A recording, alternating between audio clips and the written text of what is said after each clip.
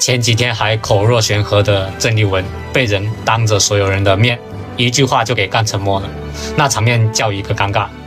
张亚中老爷子呢，拿着稿子也不看稿子，就盯着他问：你天天喊的和平是靠着买美国武器换来的，还是靠着两岸自己统一后的和平？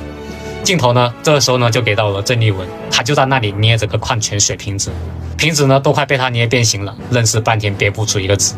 你说好不好笑？平时在节目里面呢，他最爱讲的是什么？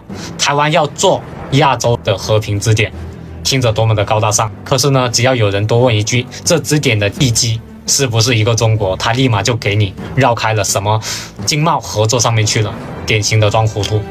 只能说啊，郑还有马是穿同一条裤子的人，祖国统一不要寄望在他们身上，没有任何的意义。看了那么多的视频，只听他说要和平，没有听说过他要祖国统一。